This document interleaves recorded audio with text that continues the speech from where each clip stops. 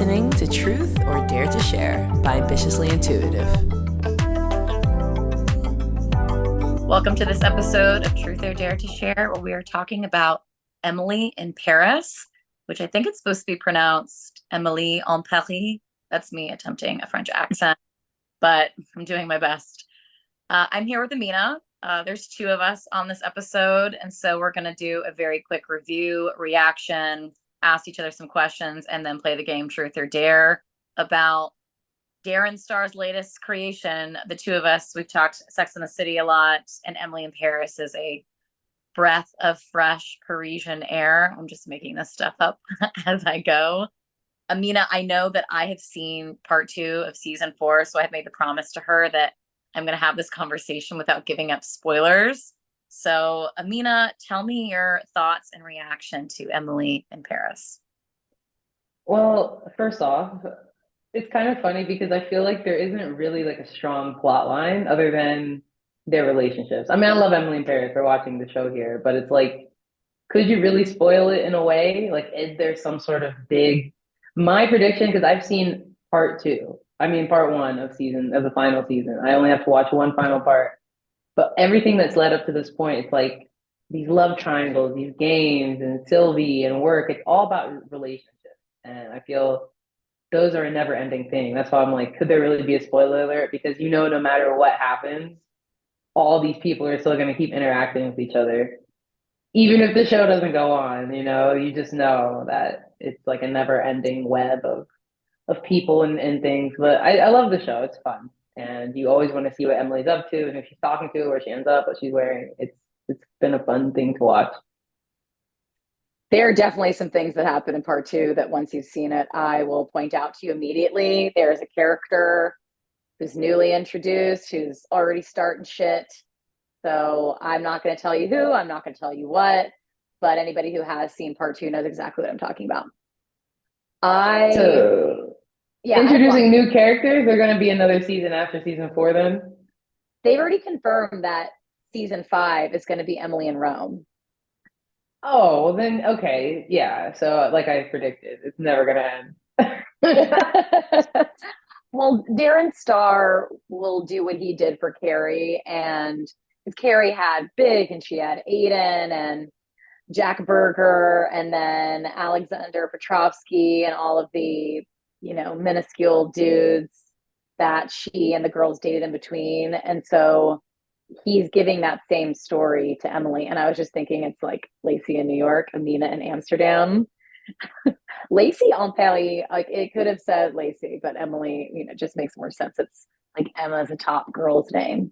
But yeah, sticking to reaction, I thought the first season was really cheesy, but I couldn't stop watching. And it just completely hooked us. And now we're just basically watching a Parisian modernized telenovela, which we're all here for it. Well, most people are here for it, here for the fashion, here for her dramatic choices. I'm trying not to watch a lot of love triangles anymore. I appreciate this one.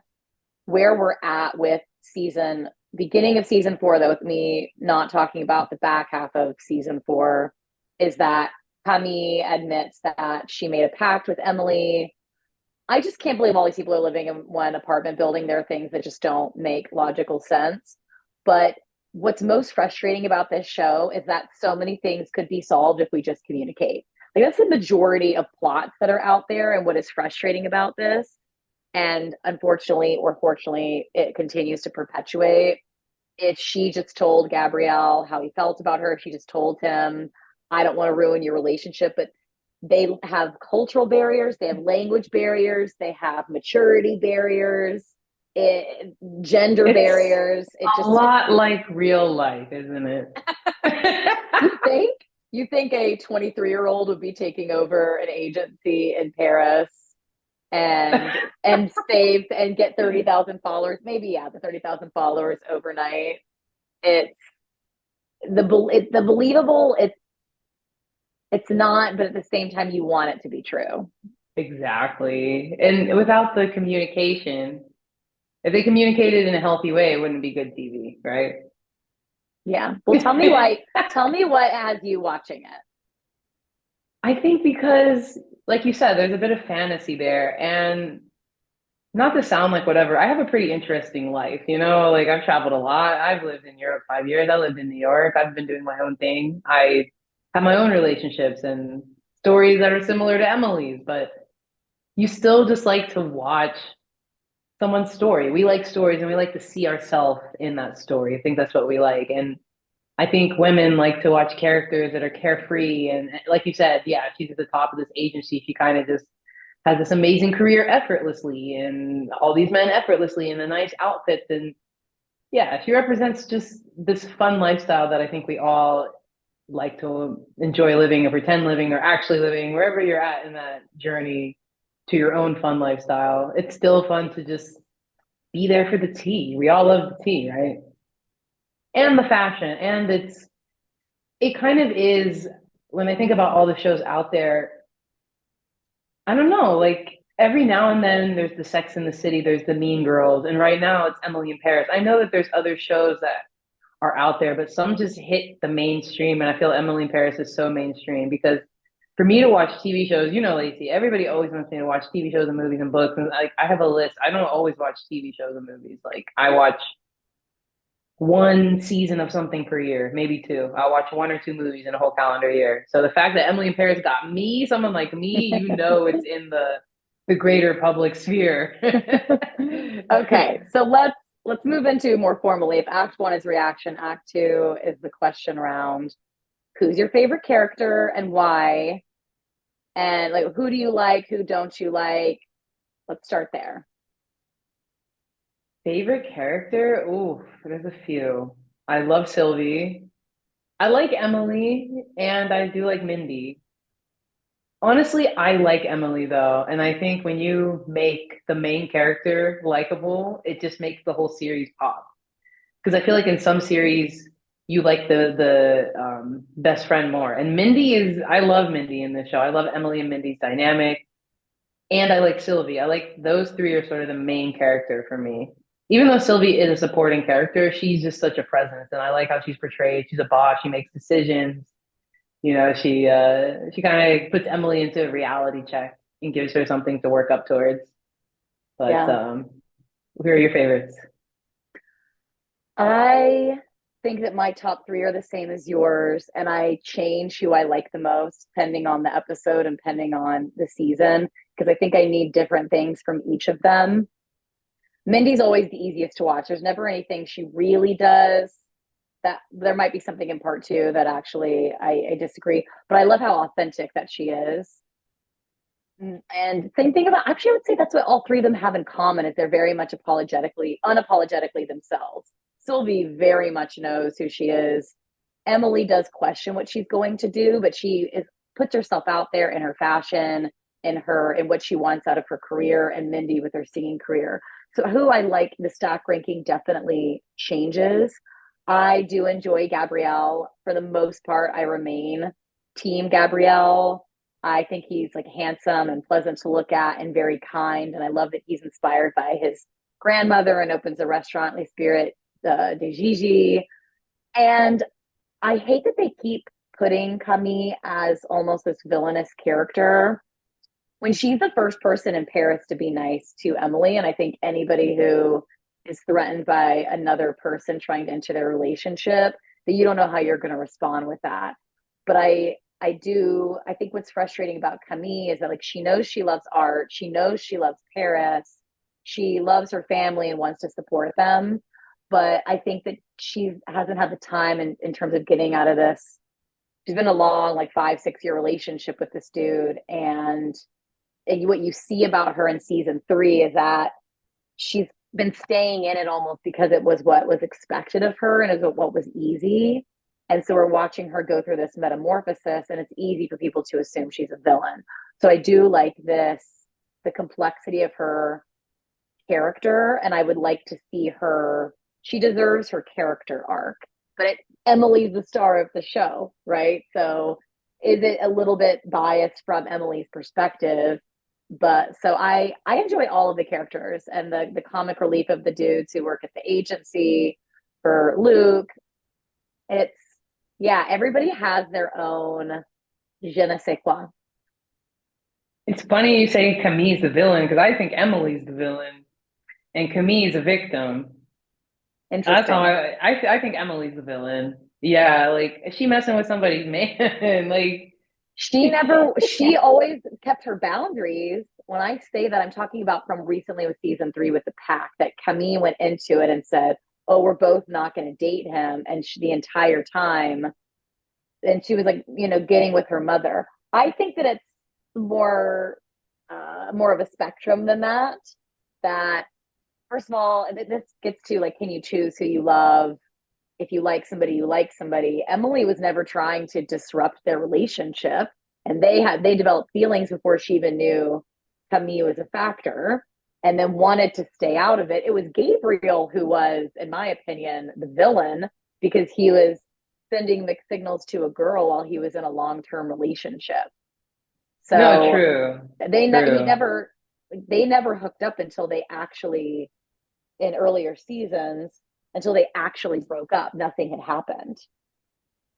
I don't know. I feel because at the you're right, Gabrielle is the problem, but ultimately, like Emily was when Camille was pregnant or whatever, because I've seen part 2 of season 4, part 1, only part 1, and she's like sort of trying to get Camille kicked out of the building. You know what I'm saying? She's like playing against her. I feel like Emily's kind of been against Camille the whole time. It's been a sticky situation, but like it's not that deep either. And it's It's you not. know It's definitely not meant to be. I'm biased because I was reading Reddit. They're saying that they're trying to pit her. I don't think she's the villain. They're trying to pit. It's easy to think that she is, because she, in season 3 most recently, was standing in the way of their relationship by, like, Emily has never lied, or like blatantly lie, like withholding information, but to say like, we're going to get into a pact, we're both not going to date this dude, when she knows both Gabriel and Emily want to be together. And you see that she doesn't actually want to be with him. Even her mom is like, yeah. is forcing. So it's that's why I think that it's multifaceted, in that she wants to stay with what's comfortable. They have a great relationship, but they're no longer in love, but it's a friendship. She has other pursuits with Sophia that she wants to actually do, but she almost just doesn't want to see Emily win, because I think it's easy to cast on her that she was the reason for their relationship ending, when in actuality, he wasn't opening up his restaurant. They were both at a complacency. So she came in and disrupted something that wasn't working, where they had just gotten Hmm. comfortable. So yeah, you can make a case either way. No, you're right. It's true. It is dynamic and nuanced. It's not just like clear cut. Yeah. Um, but like that's why I said, like for me, I've never seen like I don't know the way they position Camille in my mind is more if she's the victim and Emily is the villain, but not in like a super crazy way. Not in like a it's never clear cut like you said. Like it's not like a yeah. It's fun though. It's all just like fun and games. It's that's what I Yeah. like about it too. It's the fun and games. It's the flirtation. It's the storylines because we all like I think yeah, everybody wants what has, like just a whole bunch of friendships, relationships, career going good, dressing up, a little bit of drama. Yeah. There's a question I had that our conversation is making me come to, which is going back to Emily and her persona, or doing a psychoanalysis of her. Is she romanticizing her life, or is she just avoiding becoming an adult? What does it mean to be an adult? It's a great question. Well, Like, don't we have this label where we need to act or be a certain way? Because she has this conversation in season 4 about how she thought she was going to come to Paris, get a promotion, go back to Chicago, get engaged, get married, move to the suburbs of Chicago, and that was going to be her life. And I wonder what's so captivating about this show is how many people want to run away and live in Paris or London, or I don't know, anywhere all over the world, and escape. And so I think part of adulting, I think, is accepting responsibility. And responsibility can look like a lot of different things, but is it romanticizing, um, I don't know. This is where like the French, it's called joie de vivre for a reason because they have a different lifestyle and they have different priorities. Do you work to live or do you live to work? And I think she Man, forces us to ask those questions. yeah, I don't think she's running away from being an adult at all. I relate to Emily because like I moved from the States, I moved to Amsterdam, and it's definitely United States is work. Wait, United States is live to work. Europe is work to live, for sure. Like just on the right away energy. America's shifting though; it is shifting. But New York, especially, we work in. We work and work and work and work, and we love it. We work and we work. Europe is, we do other things. We prioritize rest. We prioritize these moments in between. These moments in between are just as important as work. That's what Europeans have. That's that mentality of all these relationships. And I feel she's not avoiding anything. She's just expanding. She's just trying something new. Because what is really different about her life and the way she's moving versus Sylvie? I mean, Sylvie's making money with her moves, though. She's marrying men and getting their assets and their properties. Like, so Emily needs to step up her game in that way. She's over here just dating guys for love and games. Like, be like Sophie, get some properties, get some money out of it. But other than Sylvie. that, Sylvie, yeah. Yeah, so because if you notice in the show, like she always has her ex, one of her ex's estates or Yeah, but something. Sylvie's in her 50s. Emily, and in theory, is like 23 years old. 24, yeah. So she can do it just for fun. But that's what I'm saying. Like, I don't know. If you really look how she's moving versus Sylvie's moving, it's not that much different. Sylvie's further in her career. So I think Sylvie would be the adult. Like nobody would call Emily an adult. Sylvie's making responsible choices. And so it's like, because the other question I Is saw in here she? was, should we be saying we to chasing our dreams, even if it means being as chaotically bold as Emily? Yeah, for sure. You got to be chaotic and bold. Like Sylvie's bold and chaotic. Like her business isn't always it's up and down, and Emily's up and down, and you just go through life and you get better at riding the waves. The waves never stop just because you hit a certain age or get married or have more responsibility. There's always the waves of life, but you just get better at sailing. So Mm, Emily's learning how to sail right now. That's that's what she's fair. doing. What questions come to mind on your side with Emily in Paris? Um, hmm. What questions? How did they? I mean, just like on the casting of Alfie and just like I mean he fit the I don't know, I just didn't feel a natural chemistry between her and Alfie. Like how did that even I wonder how they picked the cast. Did they put them together and see if they all had a vibe or what did they do? It's a great question. And going back to Darren Star with Sex and the City, I never saw it between Alexander Petrovsky and Carrie. And maybe that also is intentional. What I thought that the characters bonded over was London is more comparable to New York. Like neither one of them, they met in French class. So they're both being immersed as outsiders who prioritize their careers. And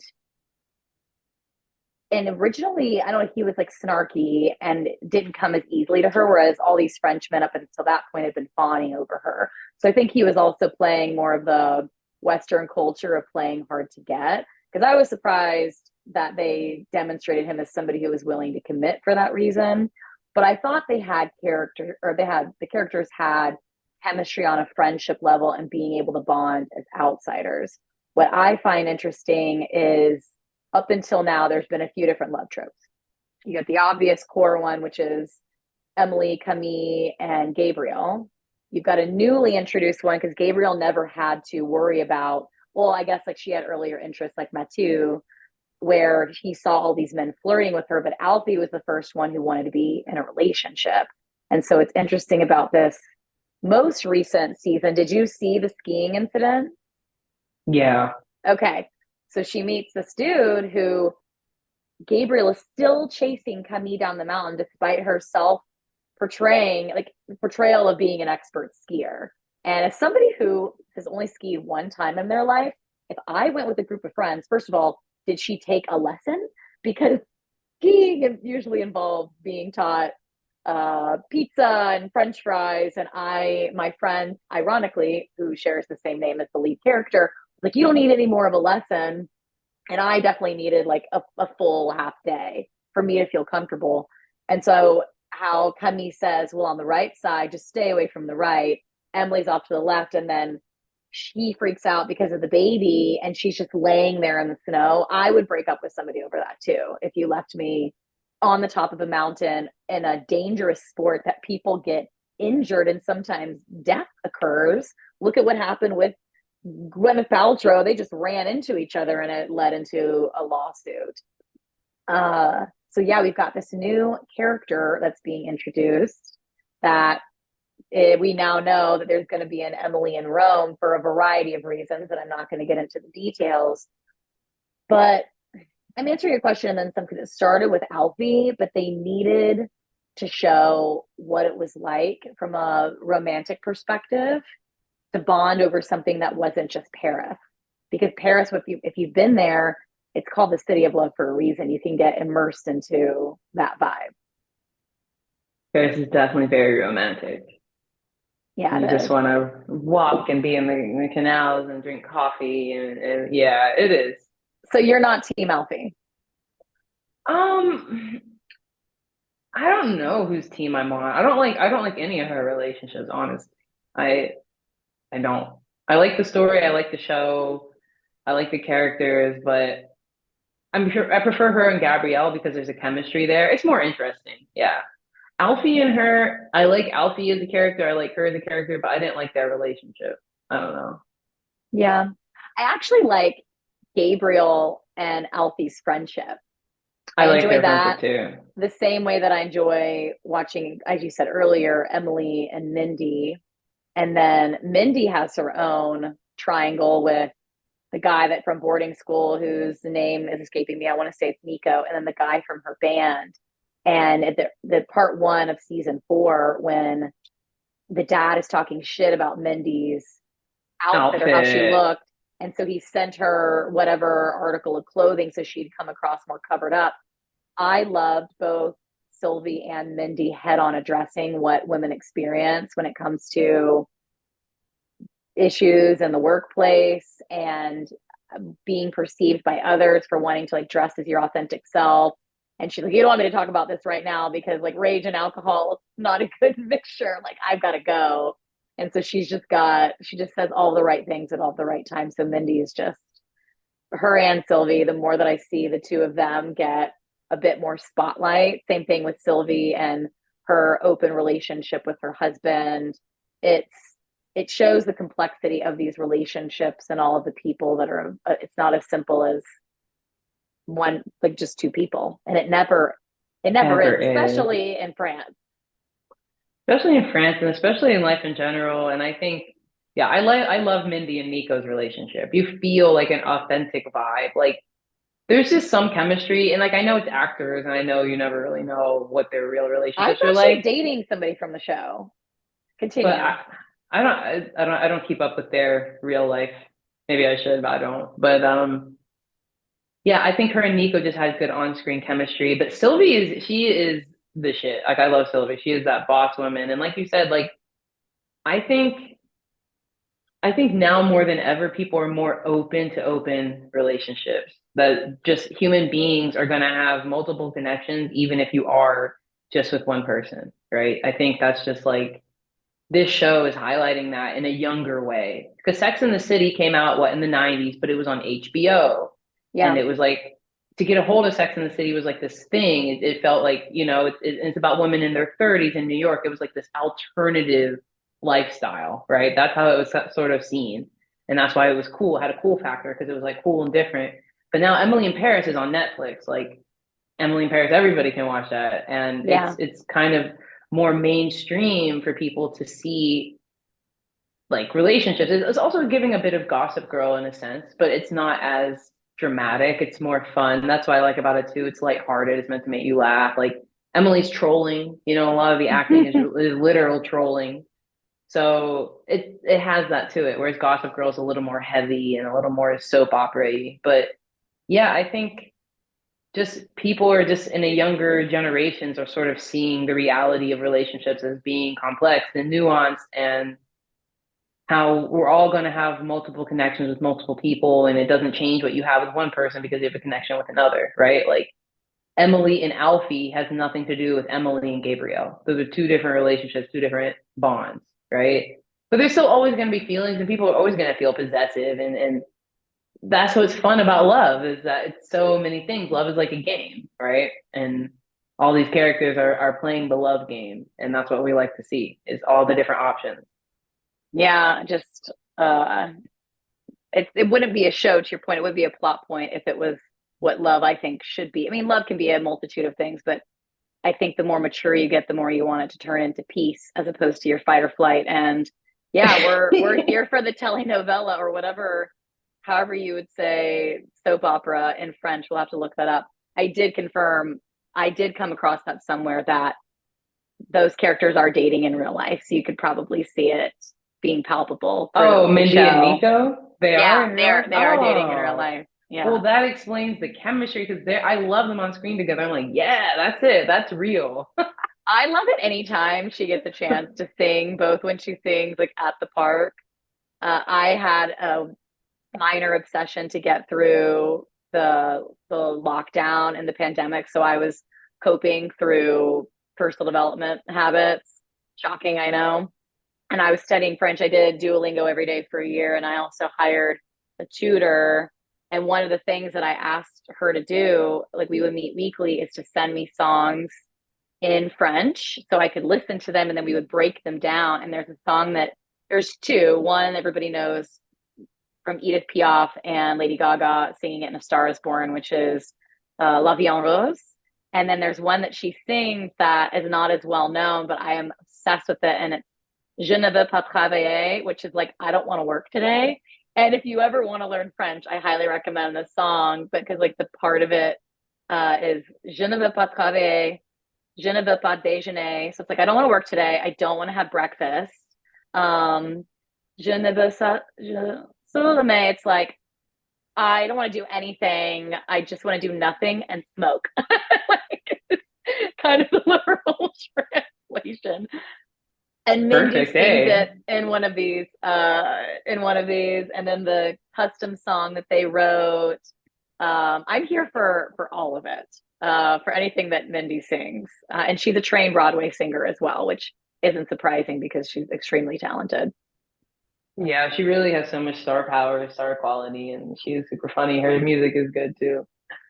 But yeah, no, Would it's no, go ahead. I was gonna say, would you? Who do you think would get a spinoff first, Sylvie or Mindy? Mindy.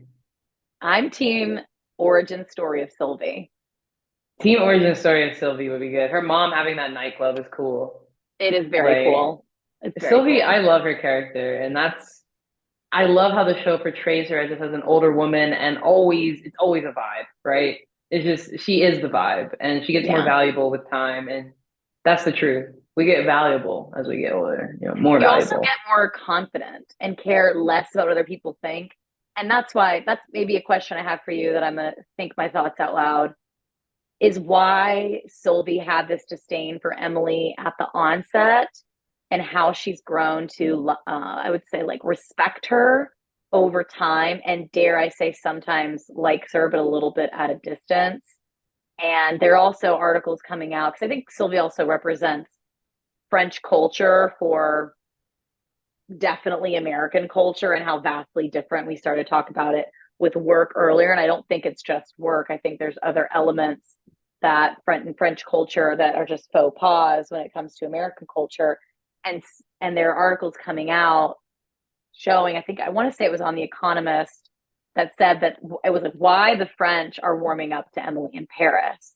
And it's showing how two different cultures can coexist. So one is Emily and Sylvie's relationship, and two is how does that juxtapose to American French cultural relationships?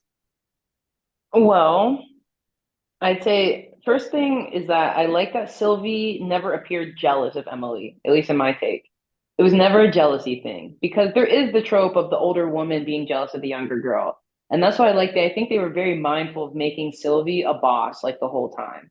Like there wasn't a moment where you really were looking at Sylvie like, ew, she did that, or Like like, a French Samantha Jones, a little bit. She has that yes. Samantha Jones energy to an extent.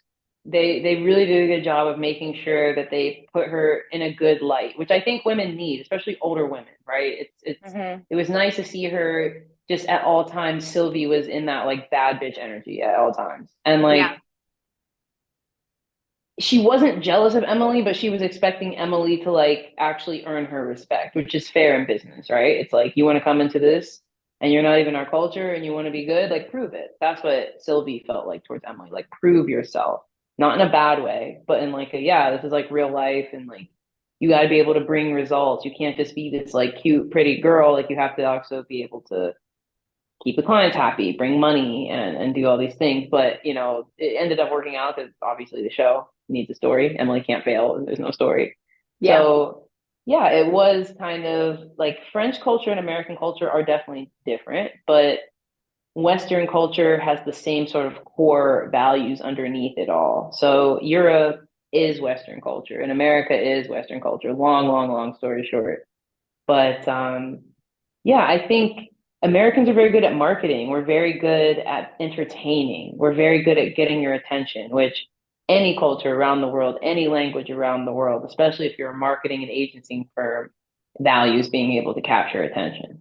So Americans are good at that. We kind of sort of lead the way in the world as far as being online and being open and sharing things and making everything entertainment. And you Hmm. notice that, like they were taking those prestigious French brands and giving them these like young social media twists. So that I see as true. I don't think of Europe in a real life sense as being like this innovative place. There's a lot of potential here, and I'm not saying like people don't work or whatever, but yeah, Europe isn't necessarily creating the social media culture as much as America. Like America really headlines social media culture. So I think that was a true sort of thing. And Europe knows that like, hey, in order to succeed and keep succeeding and adapt in business nowadays, we got to be good at social media. So we can learn a thing or two out of the American book, and Americans can learn from us. Not everything has to be about work. You know, there could be moments for manners. It's, you know, like I noticed when Emily's boss came over to Europe and she was like eating at her desks at all time. And you know what I mean? Sort of just like eating on the Zoom camera and walking around just like flip flops. And she was pregnant or whatever. So it was like a different thing. If you're pregnant, you can eat at your desk and you can wear flip flops everywhere and be, you know, more of a mess, quote unquote. But it was funny. It's like, you know, French people definitely value just maybe a little more polished, refined energy, and Americans are more all over the place. Yeah. As I was listening to you, I was thinking about a few things that you said and a little bit to add on to. One is we have something to learn from one another, whether it's other people or other cultures or other places of living. I think what's represented in this story is that, to your point, Sylvie and folks are learning about a different way of marketing and capturing the attention and technology to use it, that there's one way of doing it. And what Emily is learning is that there are other ways of living, that to value slowing down, to value beauty. I was telling this, I was visiting family in Florida over the summer, some of whom have not had the opportunity to travel to Europe. And there are these visuals of, in America, you're just like, you know, if you sit at a coffee shop, you're like staring at a parking lot. Versus if you're sitting at a coffee shop and if you're lucky enough to be somewhere like Paris or Rome, you're staring at structures that were designed to last hundreds, if not thousands of years, and this value of beauty. And if you don't slow down, you can't appreciate the beauty. And so, what I'm hoping that people get out of the show outside of the soap opera aspects and the fashion is that we all have something to learn from one another. And I think that maybe parts of Europe, not all parts, have like slowed down too much, that it's like, oh, I haven't adapted to the times. But parts of our culture are going too fast that we can't appreciate, like joie de vivre, like the joy of life. And I think that the relationship between Sylvie and Emily are good representation of that. Definitely. Yeah, it's so true. Especially, I mean, we're talking about Europe like it's not multiple countries sometimes. I know. I I'm know, but saying it. I know. I listen. But Where did I go this summer? I saw you in Amsterdam. Went to. I didn't know enough about Budapest, which is like, you know, my motherland. Completely different from Vienna and Austria. Then was in Mallorca. Like it's like we think here in the US, yeah, Florida's different than Alabama versus New Hampshire versus Connecticut. I would say it's the same thing. When Europe talks about America, are you talking about California? Are you talking about Montana? Are you talking about Texas? And it's the same level of specificity. But when I say it, I'm talking about a general mindset. But But it's yes, I want to be true. careful not to generalize. All of Europe, though, kind of values slowing down. And like even in France, it's really hard to find to-go coffee. Like they have to really put a sign on the window in front of the tourist areas that like you can get this to go. Otherwise, because I went to Paris with Yeah, French people, and they're like, we're not going to get a cup to go. We're going to sit down at a cafe and drink coffee. It's like, this okay, happened to yeah, me in okay. Vienna. Cynthia and I had just got done touring the palace where Gustav Klimt's art is, which Raquel's the one who got me on to Gustav Klimt. We just had this beautiful experience. We needed to head to the airport because we were only spending 24 hours in Vienna. We wanted to get the most out of it. And we went to get a coffee to go. And they kind of looked at us like, why would you be taking a coffee to go? To And go. yeah, and little stuff like that is just, it's what baffles me. But yeah, this is a show that I don't have any problem admitting when I like stuff. I got made fun of a couple years ago. It was a couple years ago. It was like 7 years ago when I said I was going to a Pitbull and Enrique Iglesias concert. 'Cause it was like that wasn't a cool thing to say. And it's similar to saying, "Oh yeah, I watch Emily in Paris," or "Oh, I'm a Taylor Swift or I'm a Beyonce fan." And to your point, there are reasons why certain things hit a magnitude, and it's relatability or something to look forward to. And it makes me think of, have you seen this on the internet where they're talking about don't be a cool girl, be like, if you're warm, you're warm. And I've never resonated with something more in my life. I had a coworker last week telling me, he's like, Lacey, just be cool. I'm like, I'm not cool. I'm warm. Just, If you're warm, I'm be warm. If you're cringe, I be cringe. yeah, It's it is what it fine. is. And that's actually what I think Emily, she's very much, and Sylvie, again, they're all unapologetically themselves. For sure. And that's what we like. And I was just thinking too, even about I feel like sometimes Americans work too much to even have subplots in their life. So, Americans, if you want more subplots in your life, not everything has to be about work. You got to go out and just do stuff for fun. You don't have to monetize all your hobbies and everything. But Europeans, it's like now that I live, it's so funny. Like when I was in America, I wanted to slow down. Then I come here, I'm like, y'all need to speed up a bit. Not like for real. I catch myself in Amsterdam. I'm like, y'all need to walk fast. You need to move fast. You need to like pick it up a bit. So, have you been to Italy? I just want to, I agree with you. No, Now I I'm haven't been to thinking Italy. before we wrap up, she's in Paris. We know she's going to Rome. So there's a conversation about life in Paris, life in Rome. I spent 4 days with a mutual friend of ours in Rome back in 2018. I've been one time. So they're saying, like, this is Paris, but this is Rome. What do you anticipate is how it's going to impact Emily? She gonna be on the same shit, girl. She gonna be. You don't think she's going to get a character arc? Oh, what is Emily's character arc? I mean, I guess, yeah, some of the character arcs have been a little bit flat, maybe. I would say Emily went from being like a confused, insecure girl to like finding her way through love and relationships. But at this point in the series, I don't think her love and relationships are in a good place because she's just in this. I don't know, girl. I don't know what her character arc has been. I kind of feel like because I haven't seen part two of the last season, I haven't seen the final rise. They Yeah. obviously are going to put her in the dip. That's why I say I see her kind of as a villain right now because of how she's been like plotting to get Camille kicked out of the house. She's kind of been lying to make sure she's keeping more favor with Gabrielle, but I haven't seen her come back up. What did she lie to Gabrielle about? Just like, I mean, I don't know. See, I'm like, I don't catch on to the specifics, but I feel like she's been lying to somebody and trying to get them kicked out of the house. That's, I guess, what it's been. She And she didn't try to get them kicked out. She just at the very end, because so you can clearly tell you and I have a different perspective here. She just said, I do think there are three people. Like one thing to her when that lady already knew there were three people on the like living in there when they're only allowed to be two on the lease. And this was after, Camille is like they're in a throuple. Actually, really, like even Sophia in Greece feels the same way. That Mm. that even though they're broken up, she still can't detangle herself from him. And that I think Emily's character arc is that I think she was confident but naive in the beginning and not open-minded to French culture and was only there for work. And French has opened her heart to love. I think she's always been unapologetically herself, but I think we've watched her. And I also think she's also integrity has always been important to her. I'm thinking about all 3 seasons, and I obviously have seen the end of season 4. I've never seen her. Yeah, she's always been cool. She's always been mostly a girl's girl. But I guess that's what it is towards the end, it started to feel like, girl, you tripping now. And you're at, but See, Camille to also me, did that is so whatever. much smaller than Camille saying to Emily's face, "We're gonna have a pact to both not date this dude," and then the entire time Yeah, she's just she's manipulating the good. situation. You Yeah, Camille's know, also fucked up. It's all, I I think don't Emily in know. Rome is going to help her decide can she move on from Gabriel or make it work?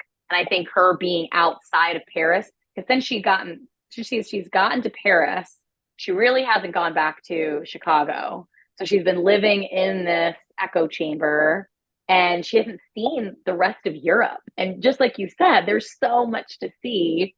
And you're a 30-minute hour, €40, 40 to €80 flight away from all of these other magical places. And so she needs to put the test to how she feels about Gabriel to see how does she feel about other adventures. And it's either going to cement what she already knew to be true or it's going to open her heart up to other opportunity. And of course, it's always going to be Gabriel because these shows You have think? it.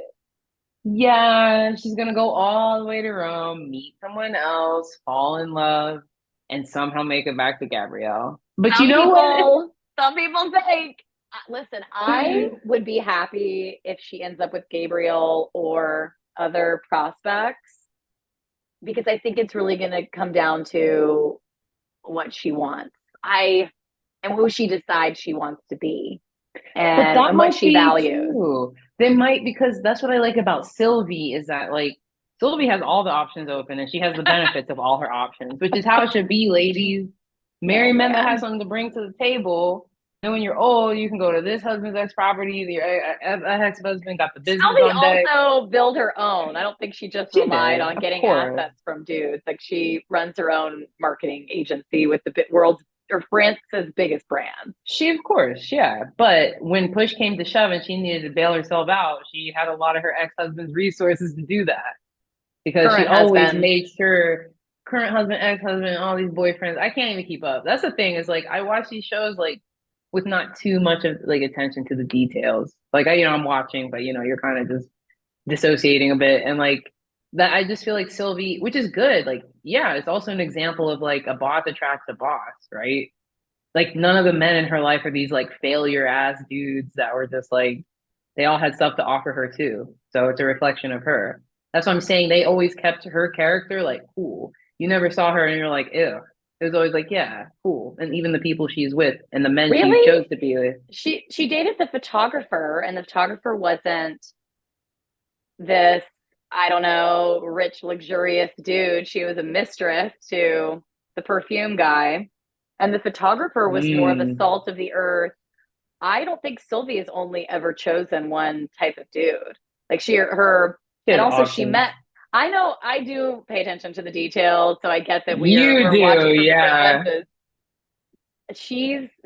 Has a bit more depth than that, and was very much in love with the photographer, but was also pretty. And the only time I saw her act insecure was the photographer was much younger than her, and I think that was her first time dating somebody younger. But he wasn't like didn't have a bunch of money in the bank, or that's not the way that they portrayed him. He cared about his artistry and he cared about Sylvie. But as you know, in season 4, she ended back with her husband, which you saw her mom was like, what's going on here? And her mom's protecting her because I think Sylvie wanted to be exclusive with her husband, recognize that that's not French culture. But you learn more about their relationship this season, which I find to be compelling. And I'm also curious, you haven't seen part 2 yet. what Rome brings out of Sylvie. That's something for you to look forward to. Yeah, I'm excited. Yeah, you're really detail oriented. That's the difference between us. I don't I'm always like want to be. I'm always I'm want the to be. exact opposite. I don't know how to be. I'm like, yeah, I know she had this guy and that guy. I'm like, I just know the overall energy. But yeah, you're right. Sylvie had, and yeah, I think it's true. And I think it's also the longer you live, like Sylvie's older, it's like men have time to develop themselves. And then you also just go through different stages and seasons of love and what you think love is as well, you know? Yeah. And yeah, I think yeah, I think they're gonna keep Emily empowered though. You're right. It could go either way. I could see it being she gets back with Gabrielle, or she's just like, hey, there's time and space for something else. Because Yeah. if you're one of those people that's with the person you were with and you feel like you're the same person at 23, that's cool. But I don't know. For me, can't even imagine. Like the energy I was on at 23 is not the energy I'm on now. So Isn't that the fucking truth? it's the truth. Well, let's close out with playing our game, which is Truth or Dare, Emily in Paris style. So, what are you going to choose today? I'm going to. Are you going to ask me truth or dare? Lacey, truth or dare? You go first. Oh, me go first? Yeah. I think that I have a truth and a dare. The truth is that I've always thought about moving to Europe, and it would be a lie to say that watching Emily in Paris doesn't make me have FOMO. And also to dare myself to realize that when watching the show, to feel constantly, I do most for the most part feel really empowered, but to make sure that that's consistent and that it doesn't waver, because that's what Mindy, Sylvie, Emily, they all have in common, is that self-empowerment. So that might empower me to book a plane ticket and move overseas, or it might empower me to be confident with my choices. Because even with Camille, what's frustrating about her for me is I think she knows what she wants, but she needs to be firm in it. And as soon as you figure it out, like that period is okay, it's just got to fucking go for it. Yeah. Okay. I feel that. I feel Yeah. that.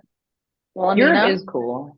Yeah, I think my truth is actually very similar, is like Emily in Paris, is that whenever I was living in the States, which is most of my life, work was number one. Like it was the number one priority without a doubt. Work is first, right?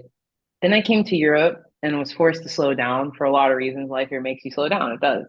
And I yeah, realized that relationships are just as important, probably if not more important than work.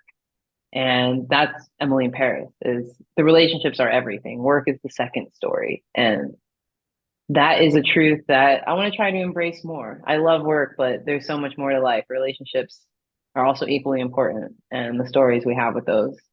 So I dare myself to keep being that main character and I like dressing up when possible. Like even if it's just to go get some groceries, just put on a little something. Like, you don't have to put on a whole Chanel stiletto, full face of makeup, but just, yeah, maybe instead of the sweatpants, just throw on a little dress with a cardigan. You know what I mean? Just, I like that about European culture. It's like, I feel like America, well, at least in New York City, that's what I can speak on. It felt like you were either dressed up nine to the nines or like just sweatpants and sneakers and sort of stuff. So I feel like Europe sort of has that more in between vibe. Like instead of yeah. sneakers, throw on some loafers, instead of a hoodie, wear a cardigan. It's a hoodie, it just looks more cute, I said this to my niece because she loves wearing hoodies. She's like in eighth grade, and I was telling her it's cool to wear hoodies, but like check your shoes, or like throw on a nice pair of earrings, or throw your hair in a clip. Like choose one or two things so you could be the nice like blend of both comfort and elegance. Like it's okay to have elevated. both. Yes, a cardigan is a sweatshirt, loafers are sneakers, I promise. Loafers are just Crocs. They're great. Just Yeah, throw them on. yeah. Any final thoughts on Emily in Paris, Emily in Rome, Emily in Europe, Emily in the world, in the universe? Just live your best life. That's it. Live your best life. Yeah. La vie en rose. Joie de vivre. I think I've exhausted my French in this conversation. So, Au revoir. yeah. Bon chance. So thank you, folks, listening and or watching. We will see you next time. Like, follow, share. Have a good one. Have a good one. You're listening to Truth or Dare to Share by Ambitiously Intuitive.